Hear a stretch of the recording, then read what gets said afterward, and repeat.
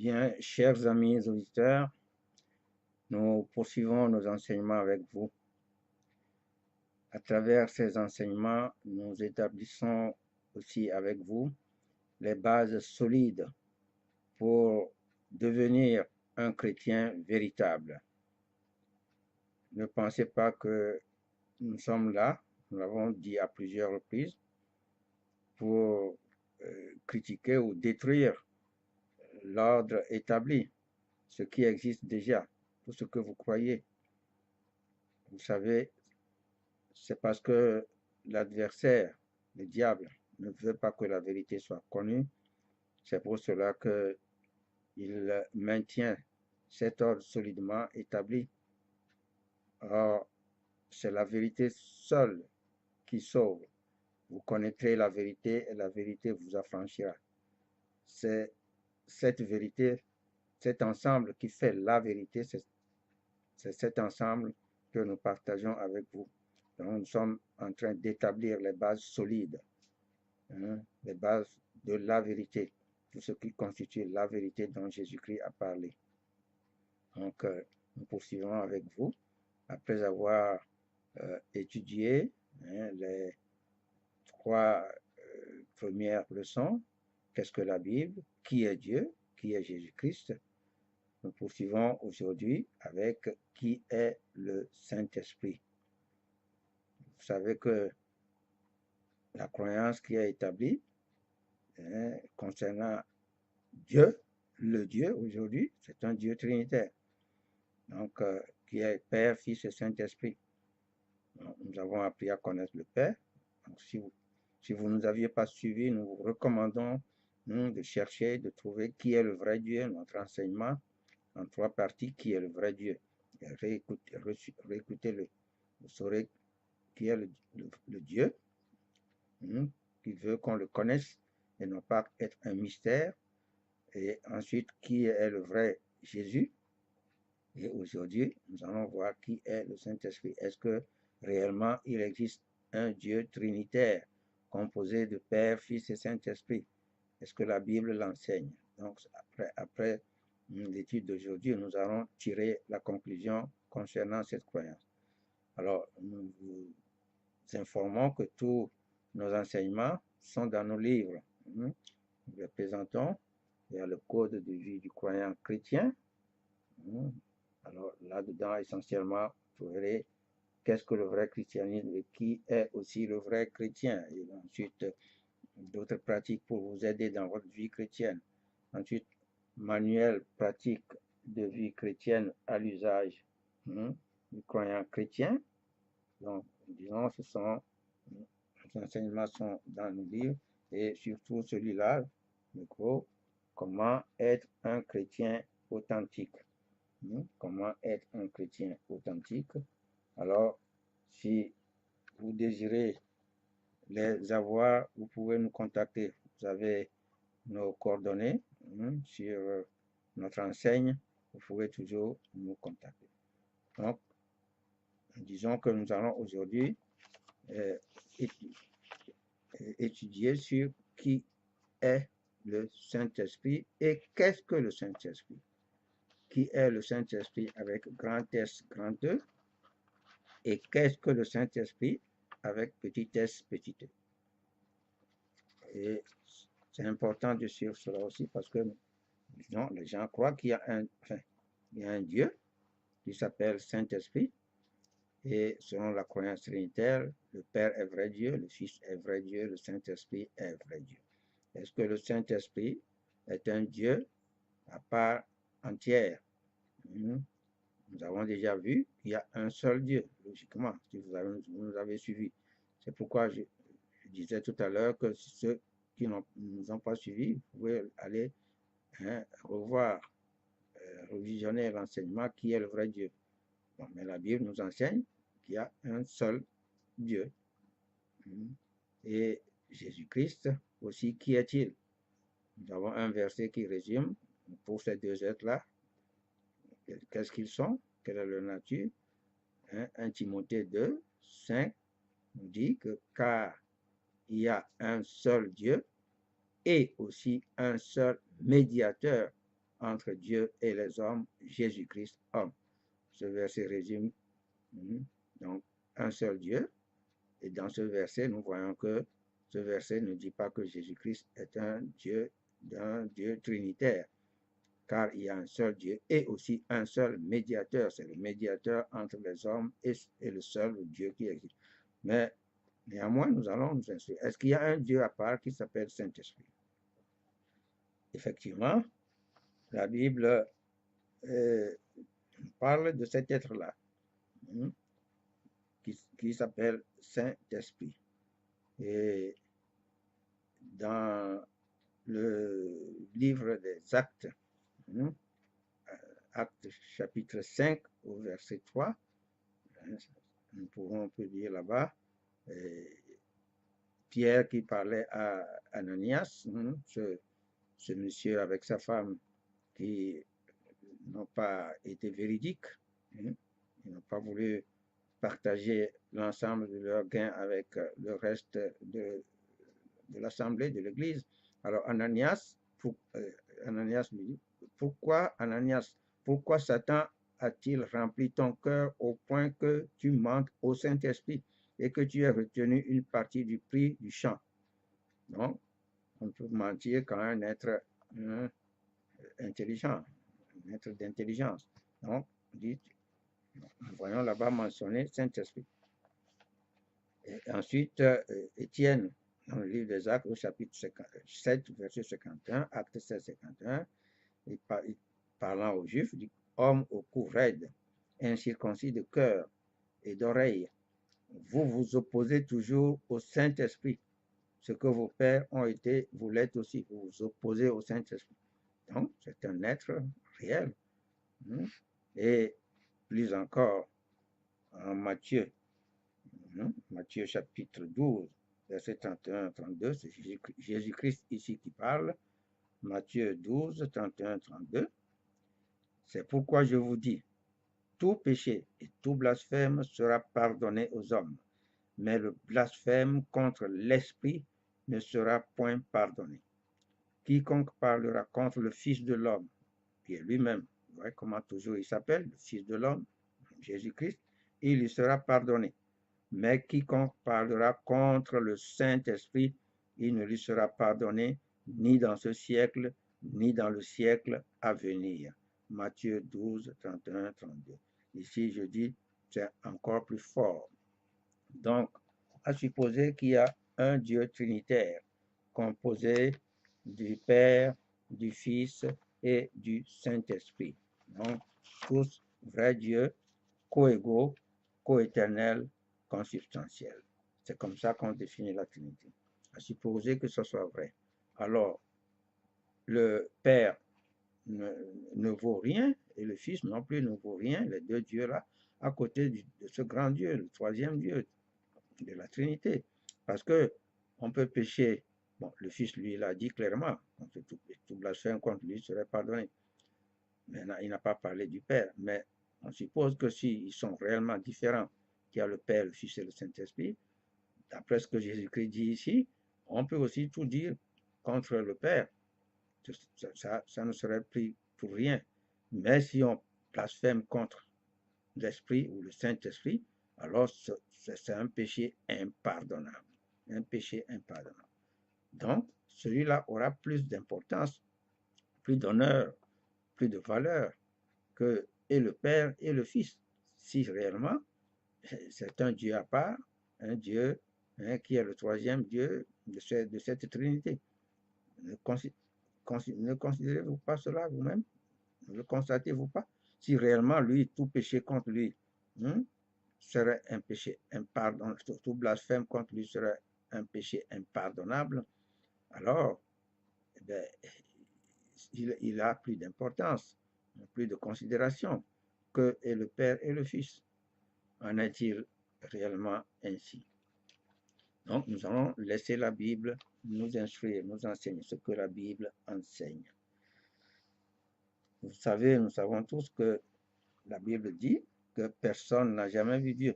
Le Fils unique, qui est Jésus-Christ, qui est dans le sein du Père, est celui qui l'a fait connaître. Celui qui a fait connaître Dieu, c'est Jésus-Christ.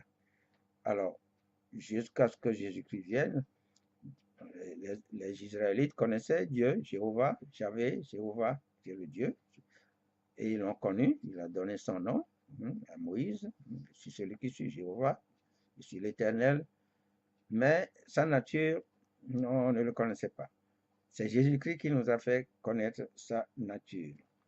Dans l'évangile de Jean, au chapitre 4, Jésus-Christ nous fait connaître la vraie nature de Dieu et qui est la seule nature de Dieu. Et il nous dit là-bas que la nature de Dieu, nous l'avons déjà vu, Dieu, le seul vrai Dieu n'est que esprit. Jean 4, 24. Il dit, il dit là-bas, Dieu est esprit, et il faut que ceux qui l'adorent, l'adorent en esprit et en vérité. Dieu est esprit, non, c'est l'esprit ou c'est Dieu. S'il est esprit, quand il dit tout péché, met le blasphème contre l'esprit, l'esprit, c'est Jésus-Christ nous dit que l'esprit, c'est Dieu. Dieu est l'esprit, Dieu c'est l'esprit. Alors, maintenant, dans sa parole, Dieu lui-même, nous l'avons vu, mais je vous rappelle, Dieu nous dit qu'il est saint dans le livre de Lévitique. Lévitique chapitre 11, verset 44-45. Dieu parle aux Israélites. Car je suis l'Éternel, Jéhovah, votre Dieu. Vous vous sanctifierez et vous serez saints, car je suis saint. Et vous ne vous rendrez point impurs par tous ces reptiles qui rampent sur la terre. Car je suis Jéhovah l'Éternel qui vous ai fait sortir du pays d'Égypte pour être votre Dieu et pour que vous soyez saints, car je suis saint. Alors, l'Esprit, qui? Jésus-Christ en dit Dieu, c'est l'Esprit. Et Dieu lui-même dit quoi? Je suis saint. Suivez vous-même. Ayez de l'intelligence. Lévitique 19. L'Éternel, Jéhovah, parla à Moïse et dit, parle à toute l'assemblée des enfants d'Israël et tu leur diras, soyez saints car je suis saint, moi, Jéhovah l'Éternel, votre Dieu. Soyez saints car je suis saint, moi, Jéhovah, votre Dieu. Plusieurs reprises. Chapitre 20, verset 26. Vous serez saints pour moi, car je suis saint, moi, l'Éternel. Je vous ai séparés des peuples afin que vous soyez à moi. Moi, l'Éternel, je suis saint. Alors, qui est l'Esprit Saint ou le Saint-Esprit d'après vous-même? Dieu est esprit, et lui-même dit, il est l'Esprit. À qui me comparerez-vous pour le faire mon égal, dit le Saint. Isaïe 40, 25. Ça, je ne le lis pas, vous allez voir. Le Saint d'Israël, il est appelé comme ça, parce que le Saint d'Israël. Alors, qui est l'Esprit Saint ou le Saint-Esprit, d'après vous, ce que la Bible enseigne? Si Dieu est esprit et qu'il est aussi saint, alors qui est-il? Et là, la Bible nous le confirme aussi. Tout à l'heure, nous avons lu le acte 5 au verset 3, mais si on continue, verset 3 et 4, dit, Pierre lui dit, parlant toujours à Ananias, Ananias, pourquoi Satan a-t-il rempli ton cœur au point que tu mentes au Saint-Esprit et que tu aies retenu une partie du prix du champ? Comment, non, si on vous continue, comment as-tu pu mettre en ton cœur un pareil dessein? Ce n'est pas à des hommes que tu as menti, mais à Dieu. Donc, il a menti.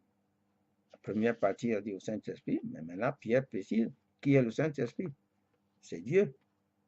Dieu est esprit, il est saint. Donc, le Saint-Esprit, ce n'est pas un autre Dieu. C'est qui? C'est le Père. Celui qui est appelé dans la Bible Dieu, Dieu, Dieu, que Jésus-Christ appelle Dieu, Dieu, Dieu, que Pierre ici appelle Dieu, c'est le Père, c'est lui seul qu'on a vu, Jéhovah, le seul vrai Dieu.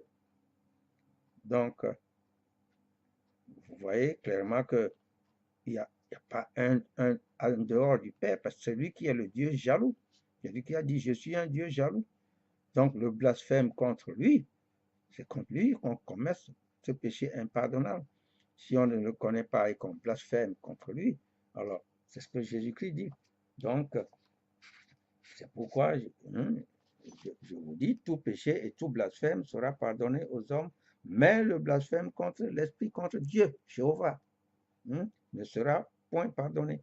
Quiconque parlera contre le Fils de l'homme, contre lui Jésus-Christ, donc il lui sera pardonné, mais quiconque parlera contre le Saint-Esprit, Jéhovah Dieu, il ne lui sera pardonné ni dans ce siècle, ni dans le siècle à venir. Voilà le Dieu jaloux qui punit l'iniquité. Allez, c'est ça, je suis Jéhovah, le Dieu jaloux qui punit l'iniquité des pères sur les enfants jusqu'à la 3e ou la 4e génération. Donc, vous voyez clairement, il n'y a pas un autre Dieu. Donc, nous avons vu clairement qu'il y a un seul Dieu, car il y a un seul Dieu aussi, un seul médiateur entre Dieu et les hommes, Jésus-Christ homme. Jésus-Christ n'est pas Dieu, il est homme, comme la Bible le dit. Il est le Fils de Dieu. Et voilà que le Saint-Esprit, comme être, comme entité, n'est pas non plus un Dieu en dehors du Père. C'est le Père qui est Esprit, qui est Saint. La Bible ne ment pas. Donc, quand Jésus-Christ dit du Père qu'il est le seul vrai Dieu, or la vie éternelle, c'est qu'il te connaisse toi, le Père, le seul vrai Dieu, il n'a pas menti. Et l'apôtre Paul dit que, néanmoins pour nous, 1 Corinthiens 8, verset 6, néanmoins pour nous, pour les vrais chrétiens, il n'y a qu'un seul Dieu, le Père, et un seul Seigneur, Jésus-Christ, il n'a pas menti. Et Éphésiens 4, 5, il y a un seul Seigneur, une seule foi, un seul baptême, un seul Dieu et Père de tous. Je ne lis pas. Donc, toute la Bible confirme. Donc, il n'y a pas un Dieu, Saint-Esprit. Donc, nous tirons la conclusion. Est-ce que la Trinité existe? Voyez vous-même. Est-ce qu'il y a un Dieu trinitaire? Nous disons que c'est très grave, cette croyance. Est-ce qu'il existe un Dieu trinitaire, un Dieu à trois têtes, Dieu le Père, Dieu le Fils, Dieu le Saint-Esprit, qui sont co-égaux, co-éternels, consubstantiels? Alors, après avoir connu le vrai Dieu, Jésus-Christ, et nous venons de voir que le Saint-Esprit n'est pas un autre Dieu, un troisième Dieu quelconque, il n'est autre que Jéhovah Dieu, le Père lui-même, qui est Esprit, qui est Saint. Alors, la conclusion est claire. Vous adorez, nous l'avons dit, vous qui croyez en un Dieu trinitaire, vous adorez une idole. Vous adorez un Dieu qui n'existe pas. Nous ne sommes pas là pour bouleverser l'ordre établi. C'est la vérité que nous vous enseignons. Nous ne sommes pas là pour discuter. Ce n'est pas une discussion. Ce n'est pas une critique, ce n'est pas une discussion. Non, c'est que la vérité est méconnue. C'est l'œuvre de l'adversaire. Et ça ne conduit pas les gens au salut, ce qu'ils recherchent. C'est la damnation totale, c'est la perdition. Jéhovah est un Dieu jaloux. Vous adorez une idole, un Dieu trinitaire. Alors, c'est une invention des conciles de Nicée et de Constantinople au 3e et 4e siècle. Après Jésus-Christ, bien après donc la mort des premiers disciples, de tous les apôtres. Ça a commencé depuis d'ailleurs le temps des apôtres. Ils nous ont avertis. Jean nous a avertis dans ses épîtres. Un Jean, lisez là-bas. Je l'ai lu plusieurs fois, lisez vous-même. Donc, Satan a commencé à manœuvrer dès qu'il a connu, il a su que il suffisait aux hommes de croire que Jésus-Christ est le Messie, le Fils de Dieu. Il a commencé à semer de la zizanie, à semer du mensonge. Et donc, les apôtres, les disciples ont perçu, ils ont commencé à nous avertir de faire attention, de prenez garde. Ne vous laissez pas vous égarer.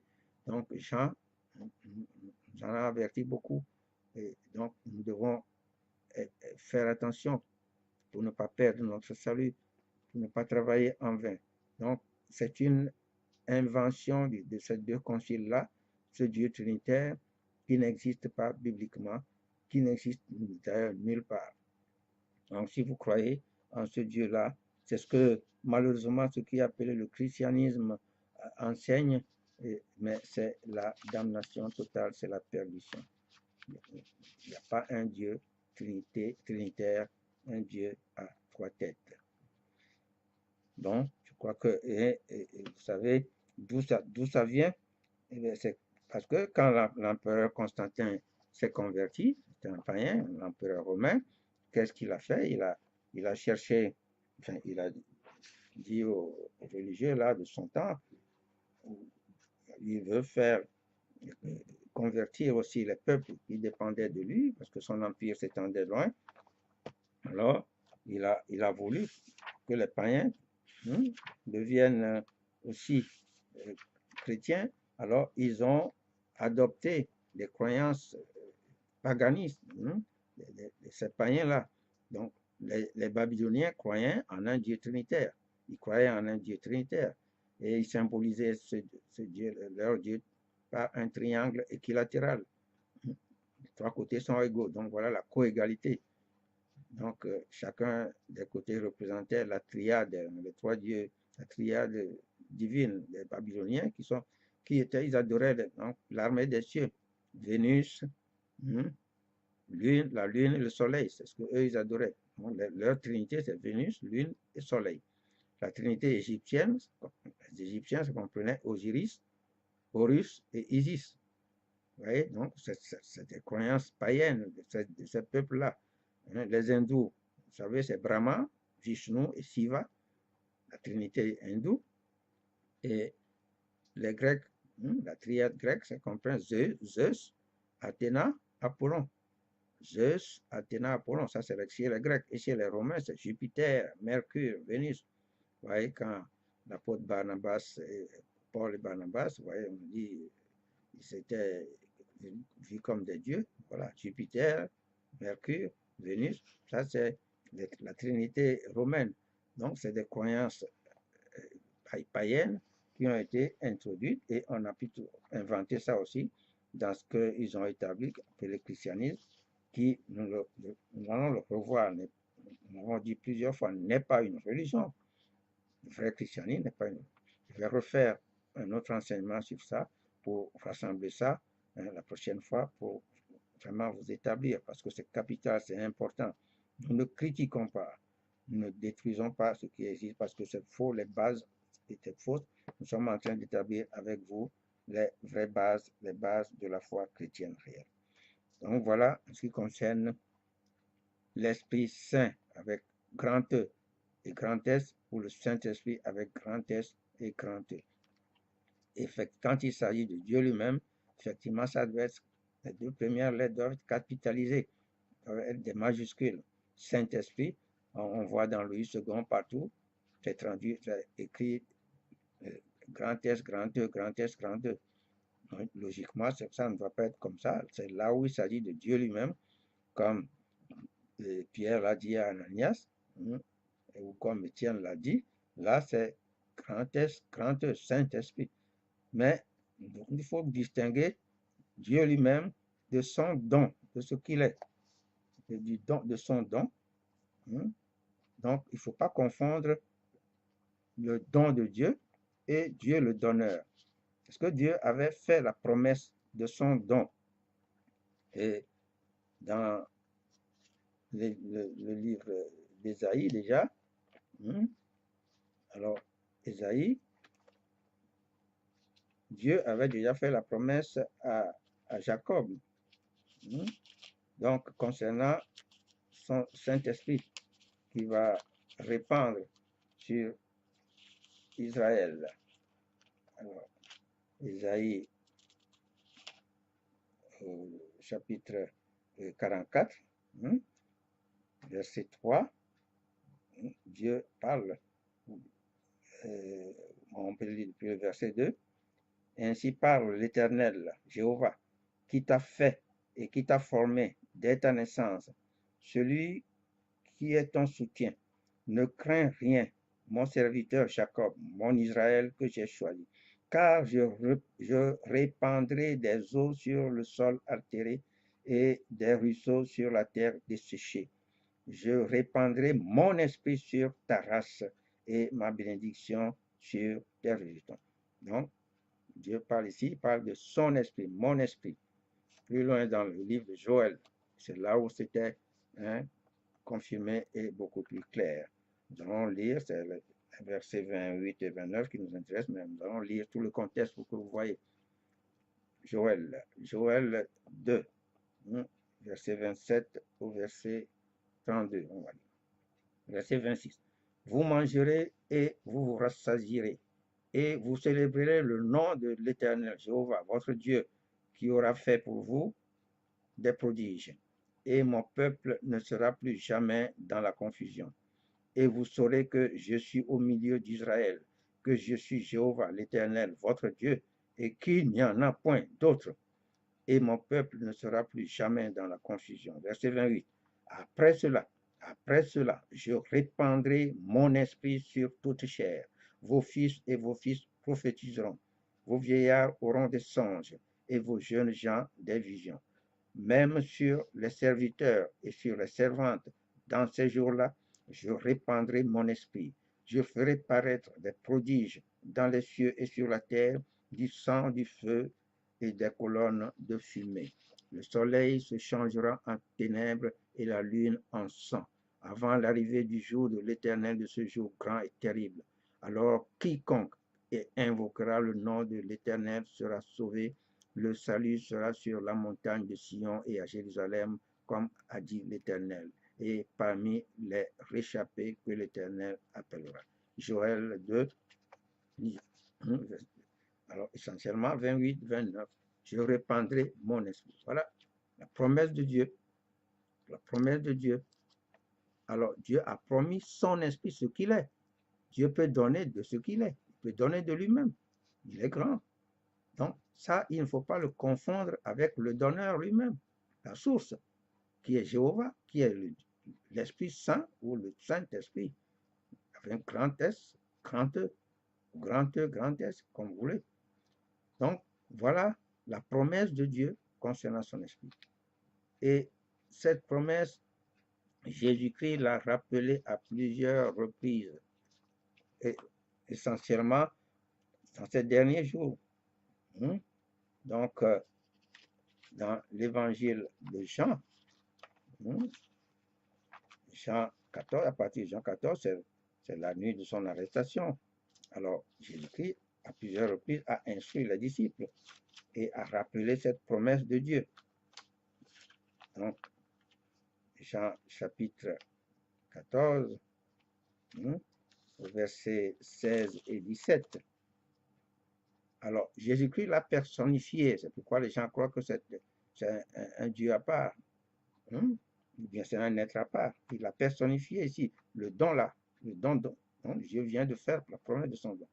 Il dit, versets 16 et 17 de Jean 14, « Et moi je prierai le Père, et il vous donnera un autre consolateur, afin qu'il demeure éternellement avec vous, l'Esprit de vérité. » Donc, il précise qui est celui-là qu'il prénomme consolateur. Donc, c'est une personnification du don de Dieu. L'Esprit de vérité que le monde ne peut recevoir, parce qu'il ne le voit point et ne le connaît point. Mais vous le connaissez, car il demeure avec vous et il sera en vous. Voilà un premier rappel de Jésus-Christ qu'il a rappelé, et dans l'évangile de Luc également, Luc 24, au verset, donc là, c'est juste avant son départ, ça. Donc, l'ascension, juste avant son départ, il rappelle ça. Et voici, Luc 24, 49, il dit, « Et voici, j'enverrai sur vous ce que mon Père a promis. Mais vous serez mais vous restez dans la ville jusqu'à ce que vous soyez revêtus de la puissance d'en haut. » Comment Jésus-Christ le qualifie? La puissance d'en haut. Donc, ce que mon Père a promis, et Joël, nous venons de le lire. Ésaïe 44, verset 3, et Joël 2, 28, 29, je répandrai mon esprit sur toute chair. Donc, ce que le Père a promis. Donc, Luc 24, 49, Jésus-Christ le rappelle. Et c'est pas fini encore, toujours, le jour de l'ascension, je rappelle, dans le livre des Actes, Acte 1, versets 4 et 5, le rappel de la promesse de Dieu par Jésus-Christ. C'est pour ça qu'il est venu travailler. C'est le couronnement de son œuvre, mon œuvre de rachat, parce que sans ça, le salut n'est pas disponible. C'est pour ça qu'il a dit aux disciples qu'il est préférable pour vous que je m'en aille. Quand il disait qu'il allait partir, les disciples étaient tristes, s'apitoyaient, pourquoi tu veux nous quitter? Mais il est plus avantageux pour vous que je m'en aille. Allez lire Jean 16. Allez voir, si je ne m'en vais pas, le consolateur que je vous ai promis, l'esprit de vérité, ne viendra pas. Donc, c'est le couronnement de l'œuvre de Jésus-Christ. Pourquoi il le rappelle? Versets 4 et 5 de Acte 1. Comme il se trouvait avec eux, il leur recommanda de ne pas s'éloigner de Jérusalem, mais d'attendre quoi? Ce que le Père avait promis. Joël 2, 28, 29. Ce que le Père avait promis. Ce que je vous ai annoncé, leur dit-il. Car Jean a baptisé d'eau, mais vous serez, dans peu de jours, vous serez baptisés du Saint-Esprit, baptisés petit s du don. Donc, c'est pas capitalisé ici, le don. Donc, c'est ce que le Père avait promis, son don. Je répandrai de mon esprit, je répandrai mon esprit. Et, vous voyez, pour confirmer cela, définitivement, l'apôtre Pierre, rempli du Saint-Esprit, le jour de la Pentecôte, après la réception du don, son grand discours, quand les gens croyaient qu'ils étaient ivres, alors, qu'est-ce qu'il leur dit? Acte 2, nous allons lire ça, nous n'allons pas tout lire, du verset 14 au verset 18. Alors Pierre, se présentant avec les 11, avec les apôtres, Matthias était déjà élu, non, ils sont 12, éleva la voix et leur parlait en ces termes. Hommes juifs, et vous tous qui séjournez à Jérusalem, sachez ceci et prêtez l'oreille à mes paroles. Ces gens ne sont pas ivres comme vous le supposez, car c'est la 3e heure du jour. Mais c'est ici ce qui a été dit par le prophète Joël. Vous voyez ça? Joël 2, nous venons de le lire. Lisez tout le contexte là. Moi j'ai lu du verset 26 au verset 32. C'est le verset 28, 29 essentiellement. Pierre m'a repris tout là, tout le contexte là ici. Donc, mais c'est ici ce qui a été dit par le prophète Joël. Le prophète parle pour Dieu ou de la part de Dieu. Donc, le prophète Joël a dit aux Israélites ce que Dieu, la promesse de Dieu, ce que Dieu voulait faire. Donc, la réalisation de la promesse ce jour-là de la Pentecôte. Dans les derniers jours, donc Pierre reprend Joël ici, dit Dieu, je répandrai de mon esprit sur toute chair. Vos fils et vos filles prophétiseront, vos jeunes gens auront des visions et vos vieillards auront des songes. Oui, sur mes serviteurs et sur mes servantes, dans ces jours-là, je répandrai de mon esprit et ils prophétiseront. Pierre, illettré, le pécheur, qui ne savait ni lire ni écrire, un grand discours qui rappelle ici la prophétie de Joël, de Dieu par Joël, et il dit que c'est la réalisation de cette promesse de Dieu, de cette prophétie, à ce jour de la Pentecôte. Vous voyez que c'est grandiose, c'est le couronnement de l'œuvre de Jésus-Christ, et c'est la réalisation de la promesse de Dieu. La réalisation de la promesse. La promesse de Dieu s'est réalisée. Et il continue, au fait, dans le livre des Actes, oui, j'ai lu jusqu'au verset 18, au verset 32, 33, il confirme que c'est ce Jésus que Dieu a ressuscité, nous en sommes tous témoins, élevé par la droite de Dieu, il a reçu du Père le Saint-Esprit, le don, petit s, petit e, qui avait été promis. Donc, vous voyez qu'il ne s'agit pas d'une personne. Le consolateur, ce n'est pas une personne, c'est le don de Dieu, l'esprit de vérité. Élevé par la droite de Dieu, il a reçu du Père. Vous voyez que c'est le Père qui est le donneur. C'est lui qui est esprit, c'est lui qui peut donner ce qu'il est, peut donner son don. Mais il donne ça par Jésus-Christ, tout simplement. Jésus-Christ n'est pas le donneur, c'est pourquoi il a dit, il a demandé aux disciples d'attendre ce que le Père avait promis. Je vous l'enverrai de la part du Père. Donc, Il a reçu du Père le Saint-Esprit qui avait été promis et il l'a répandu comme vous le voyez et l'entendez. Donc, le Saint-Esprit, petit s, petit e, qui est le don de Dieu, n'est pas une personne, n'est pas une entité. C'est la puissance de Dieu, comme Jésus-Christ l'a dit. J'avais oublié de le lire, acte 1, verset 8, Jésus-Christ l'a rappelé aussi là-bas. Il a dit aux disciples, mais vous, vous recevrez une puissance. Jésus-Christ l'a qualifié de puissance, c'est la puissance de Dieu. C'est avec ça que Dieu agit. Dieu a rempli Marie de cette puissance. Le Saint-Esprit te couvrira de son nom. La puissance de Dieu viendra sur toi. Donc, c'est ça qui a fait que Marie est enceinte, la puissance de Dieu. C'est avec ça que Dieu opère. Avec cette puissance, Dieu opère. Donc, Jésus-Christ l'a qualifié en Luc 24, 49, on vit la puissance d'en haut. Et ici, vous recevrez une puissance, le Saint-Esprit, le don, petit s, petit e, survenant sur vous. Dorénavant, sachez distinguer. Dans lui, tout est mis partout. Grand S, petit, grand E, c'est le don. Il faut distinguer le don du donneur. Quand il s'agit du donneur, c'est majuscule. Quand il s'agit du don, c'est minuscule. Donc, Jésus-Christ a travaillé pour cela, pour la réalisation de la promesse de Dieu. C'est ça la vérité biblique. Il n'y a pas une autre vérité, c'est la vérité biblique. En acte 2, verset 38, Pierre, c'est la clé. Donne la clé encore ici. Donc, pour confirmer qu'il s'agit du don de Dieu. Dieu ne peut donner que ce qu'il est. Il est Esprit Saint ou Saint-Esprit. Il peut donner ce qu'il est, Saint-Esprit, petit s, petit e, ou l'Esprit Saint, petit e, petit s. Donc, le don, voilà, Pierre nous le précise dans le livre des Actes, acte 2, après son discours.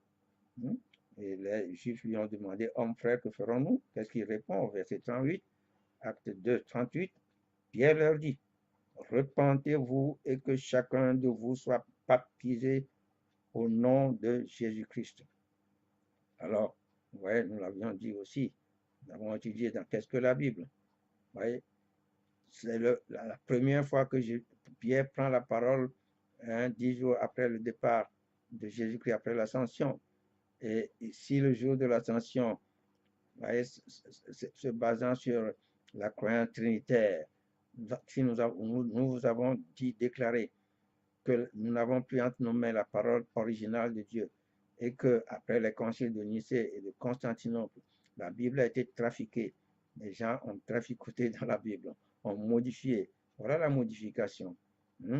Matthieu 28, 19, où il est écrit là-bas, allez baptiser au nom du Père, du Fils et du Saint-Esprit, s'appuyant sur le Dieu trinitaire, la formule trinitaire.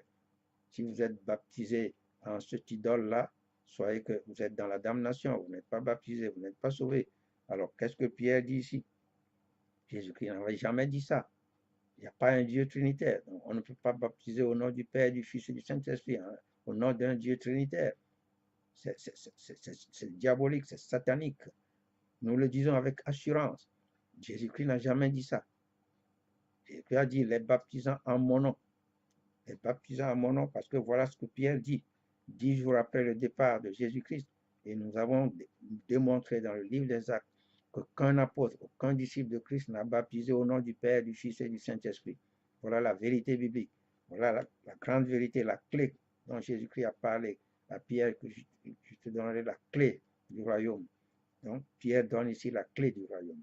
Pierre leur dit, repentez-vous et que chacun de vous soit baptisé au nom de Jésus-Christ, et non pas au nom du Père, du Fils et du Saint-Esprit, pour le pardon, normalement c'est la rémission ici, de vos péchés. Et vous recevrez quoi? Le don du Saint-Esprit. Voilà, le don de Dieu. Le don, bon, si le don, c'est Saint-Esprit aussi.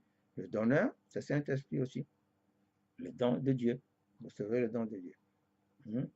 Donc, voilà ce que Pierre dit. Et eux-mêmes, ils étaient, le verset 3 et 4, bon, je lis du verset 1 au verset 4, leur propre réception, le jour de la Pentecôte, Acte 2 toujours, verset 1 à 2. Ils ont reçu le jour de la Pentecôte, ils étaient tous ensemble dans le même lieu. Tout à coup, il vint du ciel un bruit comme celui d'un vent impétueux, et il remplit toute la maison où ils étaient assis. Des langues semblables à des langues de feu leur apparurent séparées les unes des autres. Ça, c'était un miracle. Dieu veut marquer l'événement. C'est pourquoi il a fait voir ce signe. C'est un signe phénoménal pour voir qu'il y a un grand jour, quelque chose de grandiose qui se produit. Mais ça ne se répétera plus. C'est fini. C'est la première fois. Mais les autres fois, vous pouvez recevoir aujourd'hui sans que des langues de feu. Peut-être c'est spirituel. Ça, les gens ne le verront pas. Mais Dieu a fait que ce jour-là, les gens voient et se posèrent sur chacun d'eux. Et ils furent tous remplis du Saint-Esprit. C'est petit s, petit e, c'est le don. Ils furent remplis du don de Dieu, Saint-Esprit. Non pas grand S, grand E. Ce n'est pas une personne, ce n'est pas un Dieu qui remplit, qui vient remplir. Non, c'est le don de Dieu. Et ils furent tous remplis du Saint-Esprit et se mirent à parler en d'autres langues, selon que maintenant l'Esprit, Dieu, le donneur, leur donnait de s'exprimer. Voilà, ici dans ce verset, il y a le don et le donneur. Le don, Saint-Esprit, et le donneur, l'Esprit. Dieu, c'est l'Esprit. C'est ce que Jésus-Christ nous enseigne. Selon que l'Esprit, Dieu, qui est la source, leur donnait de s'exprimer. Donc, voilà l'exactitude de la Bible, la vérité biblique. Donc, c'est le don de Dieu. Pour confirmer encore que c'est le don, il ne faut pas confondre le don et le donneur.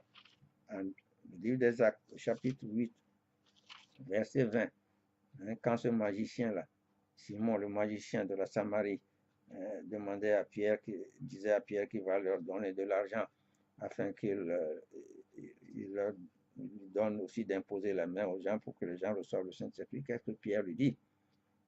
Acte 8, 20. Mais Pierre lui dit que ton argent périsse avec toi, puisque tu as cru que le don de Dieu s'acquérait à prix d'argent. Puisque tu as cru que le don de Dieu, Dieu le donneur, l'Esprit, Saint-Esprit ou Esprit, donne ce qu'il est, il donne son don, qui est Saint-Esprit, le don. Donc, là, c'est petit s, petit e. Donc, tu as cru que le don de Dieu s'acquérait à prix d'argent. Le don de Dieu. Donc, c'est, voilà, Dieu a promis. La Bible, elle est merveilleuse, je vous dis. Donc, le plan de Dieu est accompli. Dieu a tout prévu. À partir de Genèse 3,15, tout le plan vraiment est mis en place. Ces promesses, parce que je vais revenir sur cet enseignement. Qui est le vrai chrétien? Qu'est-ce que le vrai christianisme et qui est le vrai chrétien? Parce que c'est fondamental. Et que tout le monde comprenne ça. Vous verrez que toutes les religions, quelles qu'elles soient, sont dans le mensonge, ne sont pas dans la vérité. La vérité est une, mais composée de... Ce sont ces bases que nous établissons. La connaissance du seul vrai Dieu, un Dieu unique. Il n'y a pas un Dieu à trois têtes, un Dieu trinitaire. Le Dieu unique qui est le Père seul. Son Fils, Jésus-Christ, par qui? Dont il a fait la promesse depuis Genèse 3,15. Il a veillé pour que cette promesse se réalise. Donc, par la naissance de Jésus-Christ et l'œuvre accomplie par Jésus-Christ, la promesse faite à Joël, à Jacob d'abord, Isaïe 44, à Joël, et voyez que Jésus-Christ est venu œuvrer pour cela. Et vous comprendrez, la nouvelle naissance est capitale. Je dis, c'est regrettable. Seuls qui sont au moins dans la croyance du Dieu unique, nos amis témoins de Jéhovah, qui sont dans cette bonne croyance au moins, mais ils nient la nouvelle naissance pour tout le monde. Et ça, c'est l'égarement aussi. Parce que vous comprendrez, c'est ça la nouvelle naissance, de recevoir le don du Saint-Esprit.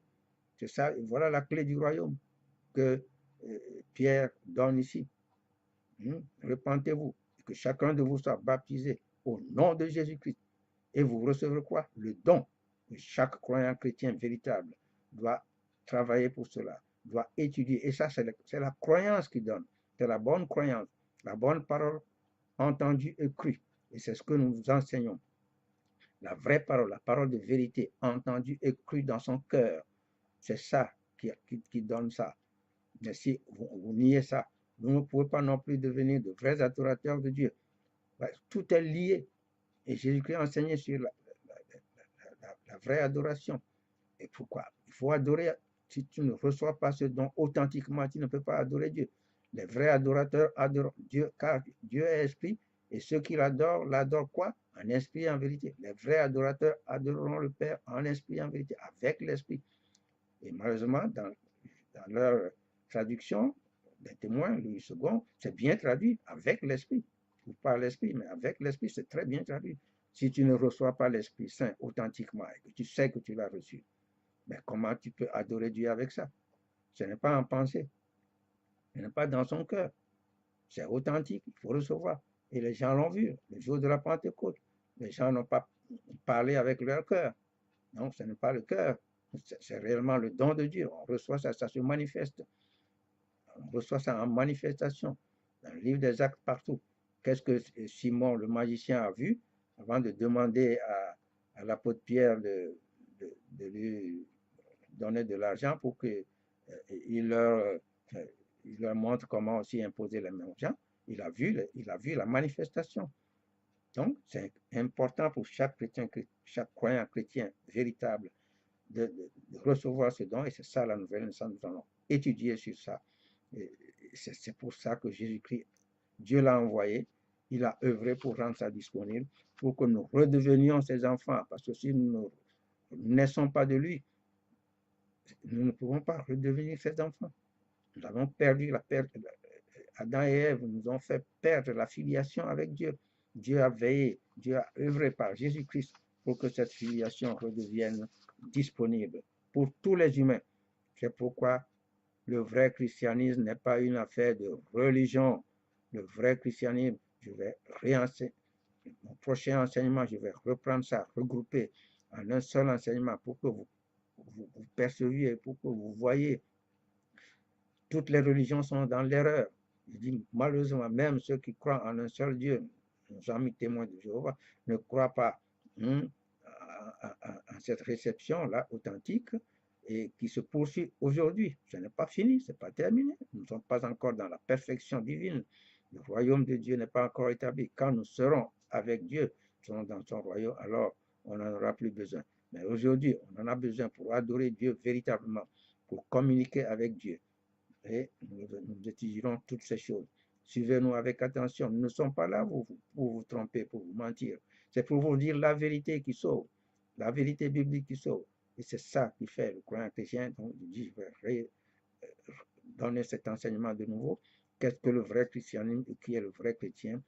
C'est l'œuvre que Dieu a donnée à Christ de faire qui nous a conduit, qui a donné ce résultat, qui a produit ce résultat. Donc, nous vous invitons tous à nous suivre avec attention et surtout à croire, parce que c'est par la croyance, en croyant du cœur qu'on est sauvé, en croyant du cœur, pas croyant seulement dans son mental. Vous nous écoutez, nous donnons ces enseignements dans ce but. Et je rappelle, je dis, voyez, comment être un chrétien authentique? Comment être un chrétien authentique, un vrai chrétien, solidement établi? Les connaissances, les croyances fondamentales du vrai christianisme, tout est dedans. Donc, si vous désirez avoir ces livres, je dis, vous pouvez nous les demander. Donc, ce n'est pas de gaieté comme ça pour nous faire voir dans les médias que nous nous présentons, parce que c'est notre cœur qui nous amène à vous donner ces enseignements. Donc, tout ce que nous enseignons, c'est ça qui établit le croyant chrétien. Donc, reprenez, donc, nous progressons. Qu'est-ce que la Bible? C'est la connaissance de base. Cherchez, tout ça c'est sur YouTube ou sur Facebook, vous trouvez. Qu'est-ce que la Bible? Donc, c'est découpé sur Facebook, et sur YouTube aussi, mais vous avez l'enseignement complet en plus de 3 heures. Vous avez le temps de le suivre. Qu'est-ce que la Bible? Et ensuite, qui est Dieu? Qui est le vrai Dieu? Qui est le vrai Jésus? Alors, ça, c'est ça qui établit les bases. Si vous n'avez pas les deux pieds solidement établis dans ces croyances, c'est ça qui va faire de vous le croyant chrétien véritable. Et maintenant, qui est le Saint-Esprit et qu'est-ce que le Saint-Esprit? Et nous avons conclu, c'est clair, clair, clair, clair, le seul et unique vrai Dieu, c'est ce que Jésus-Christ nous a enseigné. Or, la vie éternelle, c'est qu'ils te connaissent, connaissent, connaître, le verbe connaître. Vous ne connaissez pas, vous adorez ce que vous ne connaissez pas. Si vous adorez un Dieu trinitaire, vous adorez ce que vous ne connaissez pas, vous adorez une idole. Nous ne cesserons jamais de mettre l'accent dessus, de le répéter. Ce Dieu n'existe pas. Vous êtes dans la damnation. C'est notre cœur pour vous. Alors, soyez bénis. Et je dis la prochaine fois, nous allons reprendre avant de continuer. Nous allons continuer maintenant. Donc, tout ce que nous allons enseigner établit la base. La base. Donc, tous les enseignements vont suivre. Suivez-nous. Abonnez-vous à nous. Suivez. Nous ne sommes pas là pour vous mentir. Tout ce qui vous invite, ce n'est pas l'évangile de salut. Tous ces pasteurs à qui vous donnez vos sous, vos ressources, votre argent, et vous les faites riches, richissimes, et leur œuvre grandiose. Nous les voyons, ça nous fait de la peine. Ils drainent des foules. Ils drainent des foules, c'est vrai. Karambiri, les gens là qui sont, moi je ne les connais pas tous.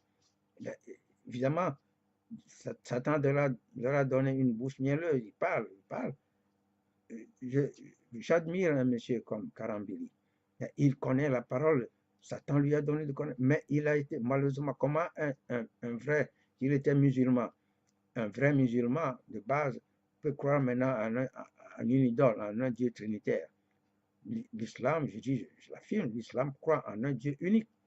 Comment un musulman qui veut se convertir va se convertir et croire que Dieu est trinitaire? Et il s'est converti dans l'église des assemblées de Dieu, lui-même l'affirme. Alors la base est faussée. Mais Satan lui a donné de bien connaître la parole. Il connaît la Bible. Ça, je l'affirme et je l'admire. Il a de l'intelligence, mais de l'intelligence établie sur une base fausse. Donc vous tous qui le suivez, il parle bien, il parle parce que c'est la Bible. Mais si vraiment vous ne connaissez pas le fond, qui est le Dieu qui est adoré là-bas? Qui est le Jésus avec qui il marche? Ce Jésus qu'il a vu n'est pas le vrai Jésus. C'est un antéchrist. Il dit qu'il est venu, Jésus-Christ est venu à lui, c'est un antéchrist. Il opère avec la puissance de l'antéchrist. C'est bien, il parle bien, mais quand la base est fausse, la vérité n'y est pas. Tout ce qu'il opère, c'est avec la puissance de l'ennemi. Donc, là, c'est la vérité seule qui sauve. Soyez, c'est pas dans ce que vous êtes, mais connaissez la vérité pour que la vérité vous affranchisse. Ce n'est pas les richesses de ce monde. Ce n'est pas ça qui fait. Jésus-Christ a dit, ne vous amassez pas des trésors sur la terre. Travaillez non pour la nourriture qui périt, mais pour celle qui subsiste pour la vie éternelle. Et que lui seul, le Fils de l'homme, vous donnera. Car c'est lui que Dieu a marqué de son sceau. Jean 6, 27, je crois. Alors, ne vous amassez pas des trésors sur la terre. Mais tous ces gens-là, ils vous donnent des choses matérielles, charnelles. Cherchez premièrement le royaume et la justice de Dieu. Et toutes ces choses vous seront données. Parce que Jésus-Christ a dit, car toutes ces choses-là, de quoi nous allons nous vêtir, nous allons nous nourrir, qu'est-ce que nous allons boire? Toutes ces choses, ce sont qui? Les païens qui les recherchent. Les païens. Et c'est ça, ces pasteurs de prodiges, de merveilles, là, c'est ce qu'ils vous promettent. Vous voulez quoi? Vous voulez les anges, vous voulez être en ceci, venez. Vous voulez le bien-être matériel. C'est ce qu'ils prêchent. Ce n'est pas l'évangile de salut. L'évangile de salut, c'est la vérité biblique, basée sur la connaissance du seul et unique vrai Dieu, la connaissance de son Fils Jésus-Christ, le Messie. Ça s'arrête là-bas. Il n'est pas Dieu. La connaissance du don de Dieu, la réception du don de Dieu, qu'il ne faut pas confondre avec le donneur, Dieu, Saint-Esprit. Il n'y a pas Dieu le Père, Dieu le Fils, Dieu le Saint-Esprit. Non. Le Dieu unique, qui est Esprit, qui est Saint, c'est contre lui que tout blasphème sera impardonnable. Donc, mes chers auditeurs, mes chers amis, donc nous vous donnons tout notre cœur. C'est pour votre salut. Nous vous prêchons un évangile de salut. Et s'il est voilé, comme l'apôtre Paul l'a écrit, 2 Corinthiens 4:4, si notre évangile est voilé, il est voilé pour ceux qui périssent. Alors ne soyez pas dans cela. Pour les incrédules, dont le Dieu de ce siècle, Satan le diable, a aveuglé l'intelligence, afin qu'ils ne visent pas briller la splendeur de l'évangile de la gloire de Dieu qui est en Christ. Et cet évangile-là, de la gloire, c'est cet évangile qui donne le salut, l'évangile de la vie, du salut véritable. C'est celui-là que nous prêchons, c'est le même évangile que l'apôtre Paul avait prêché. Si vous recevez cet évangile, vous serez sauvés. Disons encore une fois, c'est notre cœur pour vous, c'est par amour que nous le faisons pour vous. Alors recevez avec bon cœur, soyez dans la bonne terre pour produire de bons fruits et que Dieu vous bénisse abondamment. Allez, nous vous bénissons tous au nom de Jésus-Christ. Amen.